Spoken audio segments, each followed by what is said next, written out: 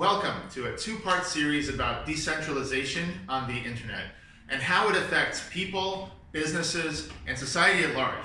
I'm going to talk about decentralization. I'm really going to talk about it. And let's start by going down memory lane to remember the 1990s and early 2000s. AOL, MSN, CompuServe. Those were the networks of the day, and they were pretty centralized. Steve Case, president of AOL, was a bit like Mark Zuckerberg of Facebook today. If you wanted to be online, you had to be dialed into one of these things. Remember this? Hey, welcome, you've got mail. Yeah, that was AOL. And that was familiar to many, many people. Millions of people got CDs in the mail. Literally, AOL made so much money they could just print these CDs and send them out to everybody. What was it? Oh, 2,000 free hours, because you had to pay afterwards, right? So people had to pay, obviously, for the internet service, but it was more than that. If you had to build a business to reach all these people, you basically had to get an AOL keyword, right? And so everything went through AOL. They were the gatekeeper, right? So what happened after that, and how come AOL today isn't sort of synonymous with the internet? And because you got the web, right? Tim Berners-Lee basically built the first browser, and it was based on an open protocol called HTTP. Tim says he based it off of FTP, but that's not what's important. What's important is the more people started downloading browsers, the more people were able to view websites created by companies all over the world, right? And so what's the difference between a centralized network and a decentralized one? Well, there's many differences. For one, you actually own your website. You can't simply get kicked off as easily, right? You have a choice of hosting providers. You don't need to just have an AOL keyword. You're master of your own domain. Literally, it was your own domain. And essentially, these domains were given out in a system called the Domain Name System, funny enough, DNS. So this was a nice piece of decentralization. You could see the economic impact. One, AOL is nowhere near what it was before. AOL was pretty much killed by the web. Also, the web, being permissionless, allowed so many different websites to appear, and it created trillions of dollars in just an explosion of wealth, and not just around the United States, but around the world. Imagine building something like Facebook on top of AOL, or Google, or Amazon on top of AOL. That's if you could get permission. Would AOL give permission to Facebook in order to compete and eat its own lunch? Probably not. But the web, being permissionless, kind of paved the way for this explosion of wealth for the world. What did that wealth lead to? More centralized websites. Now, what is today's AOL, CompuServe, and MSN? If you had to talk about it, it would be these guys, right? Among others. Let's pick on Facebook for a second. Why is it that we all need to use Facebook? Why are we all on Facebook? If I said, for example, to you, hey, let's collaborate on a document together, right?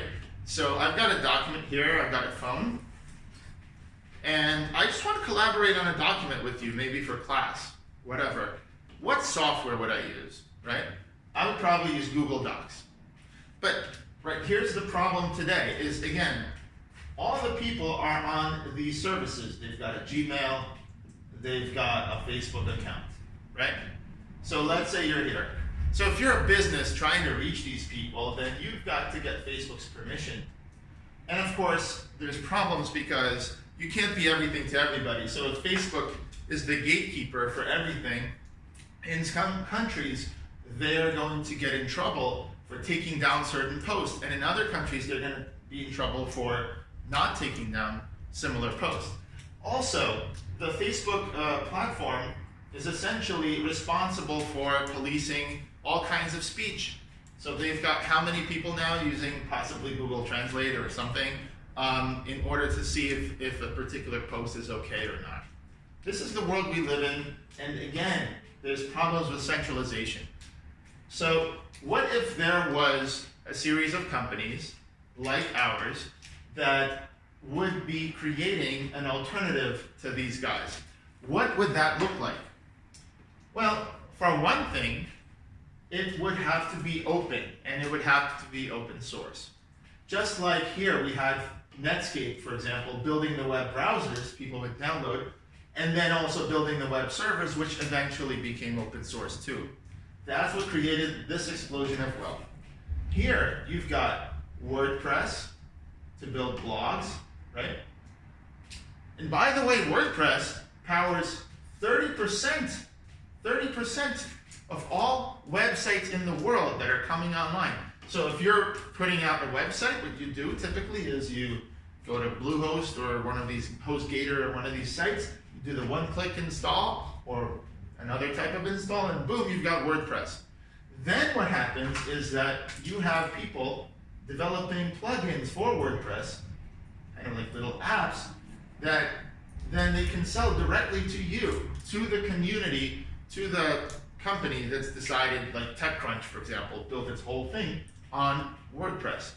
Notice there's no middleman here.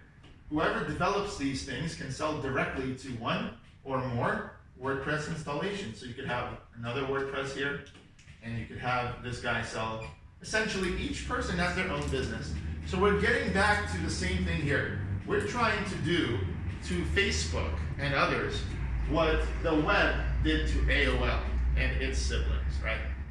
And we think that this could be good for the world. Think about it. Let's say you live in Africa. Let's say you're an African village in Namibia. Okay, so this is my bad drawing of here's Africa, here's Namibia somewhere here. And then you've got the United States, let's say, again, not so good drawing, over here, okay? So here's California, here's San Francisco. Now, riddle me this. Why would most of the communication that you do require a signal going to California, being stored on a server farm, and then going back here? Think about the kinds of things we do. Let's say I wanted to make a doctor appointment. That would be pretty local, right? Like ZocDoc. But again, why do I need ZocDoc? What if I simply have our own local network here running something like ZocDoc? I simply make reservations locally. What if I want to make reservations at a local restaurant, at a local barbershop, at a local I don't know, movie theater? That should just be on my local network. What about if I want to get together with friends, or I want to do dating, or I want to make dinner plans, or if I'd like to have my wife maybe pick up something for dinner, shopping, supermarkets. Most social things are social done locally, right? So why do the signals have to go here? There's one reason. It's not the hardware. See, people in Namibia have cell phones. They can even load money onto the cell phones. There's software for a lot of things, but there's no good software for social networking. Wouldn't it be cool if you could run a social network straight off your phone? Well, that's a bit extreme maybe. But what if you could run a social network simply in your local community, off of the Wi-Fi, off of the mesh network in your city, where the Wi-Fi is generated? Then you wouldn't necessarily need the solutions today, which are kind of, well, look at them for yourself. You've got Google with Project Loon, flying balloons, okay, beaming the internet over here. You've got Facebook that wanted to fly drones and actually developed drones to fly and also bring the internet. Now here's the question. Why are they doing this and how can they afford this? Because they're making so much money off of your data, right? And they're making a lot of money on advertising and other things that they can afford to sponsor these things. They also went to India and tried to do internet.org, but the government in India gave them a hard time about it. Because if everything goes through their servers, there's many problems with that. Of course, you've got the NSA and other spy agencies looking to get that information because they want to worry about national security. Then you've got, for example, advertisers, right? These advertisers would love to advertise to you. And you've got the Cambridge Analytica scandal, and you've got political scandals, and so on and so forth and so on. Again, what if you've got a classroom that you just want to collaborate on a document? Do your signals really have to go to Google Docs? No. The problem is there's no good software. So if I said to you, let's collaborate on a document, what software would you use? Yeah, you'd probably use Google Docs. So what if there was a toolbox of social software? And by that I mean software that supports multiple users, right? Permissions, roles, etc. And that was just the basics, right? Users and permissions. On top of that, you would build actual building blocks. Like, for example, you could have chat rooms. You could have all sorts of things where you have chat rooms, events, group rides, okay, reservations, check-ins, all the kinds of things, and many things we haven't thought of, right? So this would be a platform where people would essentially develop new building blocks, right? And they would want to take those building blocks and add them here. Well, that's very similar to WordPress, right? That's very similar to something like Magento that wants to decentralize Amazon, right? But there's a little bit more that you need. There's also one third layer over here that you need, and that is people going from network to network. So how does that look like? So let's say you've got here a university like NYU, and they've installed the Qbix platform, right? The web as a platform, decentralized AOL, and anyone can run a website. So what's missing here is the social software, right? So now if you can install the social software on NYU servers, and on the other hand, install it on Columbia servers, okay? What happens when a person, here's a person, decides to have an account here and also here, right? Well, when you come to a website, wouldn't it be nice to actually see who else of your friends is there? There should be a seamless experience that you feel as if this is one big network and you don't feel like you have to log into every single thing. You want an experience that doesn't actually require passwords and usernames and remembering all that stuff. Essentially, all that should be automated and integrated with your friend list. And your friend list should live on your phone, your contact list.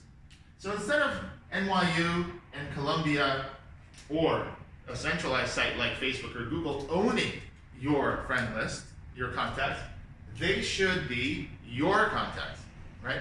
Your identity should be your identity. So in other videos, you see how this works, but the idea, again, is that if each community can own its own relationships with the people, it can't get kicked off like it can here, right? If each developer is able to develop apps and can't just get kicked off, but develops apps exactly for the communities and sells it directly to the communities, you've unleashed another $1 trillion of innovation in social software, which some people call Web 2.0 or 3.0, etc. The thing is that today, in 2019, as I'm recording this, we still don't have a good software alternative. If we did, then this would unleash a lot of innovation. What kind of apps do we build on Qbix? What kind of core apps do we have? Well, we have group rides to group events. You want to reserve something, you want to meet people at the event, add them to your contact list, right? Then we could have software to actually guide your relationship along. Whether it's a business relationship and you want to see, where is this going? Oh, reminder, you have to follow up with people, right? And build it towards a goal. Or it could be a romantic relationship and builds it towards a goal. Whatever it is that you want to do, you should be able to do it with full privacy.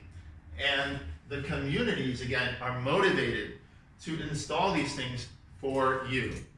The communities could be local, or they could be global. But if they're local, the nice thing is we also save a lot of electricity, because the signals can be here. Not only do we save electricity, but everything's super fast, right? Because if that server's in the other room, and you're collaborating on a document in the classroom, that's going to be lightning fast, and it could support 100 people. What's the point if 99 of the 100 people are in one spot for the signal to go here? Again, the only reason is there's no good software. So if there was good software, we'd actually have this happen here.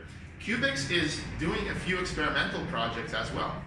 We've partnered with companies that build software for routers and captive portals. You know the thing where you come in and you get on the Wi-Fi immediately? What if that could be used for attendance? Okay, yeah, you create your account once, but then every time you walk into the room, your phone connects immediately, you get attendance for the classroom, or you may check into a concert and get stuff because you've proven that you've actually physically come there. You can unlock stuff in local networks that is only available in local areas, like for the concert. There's so many things you could do. Coffee shops, you can get online. Again, why get on the internet, the global internet, just to do local things, right? So that's kind of an overview of how decentralization can happen, but this is only part one. The thing is, with this decentralization, you have a choice of landlord, and that's way better than having no choice, right? Or having one choice or two. But the problem still is that the landlord can get hacked. Somebody can go into the local database and change things in that database, change how many credits you've got, read your personal messages. And of course, Facebook tries to do this to police its network, right? A lot of these networks want to get this, but they're too big. So when Congress passed a law in 2018 that said that child pornography should be removed, and these networks are going to be held liable, even the Electronic Frontier Foundation came out and said, well, how are they going to do that? That chills free speech. But here's the thing, right? They're too big. We're talking about 1 billion or more users on these networks. Of course that's hard to police. And then you're going to have this Kafka-esque AI that tells you that your posts are being removed, but maybe it gets false positives. What if instead you have local communities, right? Whether they are local geographically or whether they're small communities, you know who the child pornographer is in a local community, right? You know necessarily, what's going on in your local community. And it's not just about child pornography, I just use that as the example of Congress, but you actually have community norms that are different in different parts of the world. And you might not necessarily want the outside world to know exactly what dinner plans you're making with your family or with your friends. By running things on local servers, you also have freedom of communities. That is why at Qbix, our motto is empowering people, uniting communities. So I hope this was an interesting video. In the next one, I'm going to take this even further and talk about the next phase of decentralization, which is going to happen, I think, in the next 10 years, and projects doing it. Our project doing it is called Intercoin. It starts with a social network, and it goes a lot further. So this is a bit more futuristic, and I'll cover it in the next video. Thanks for listening and watching.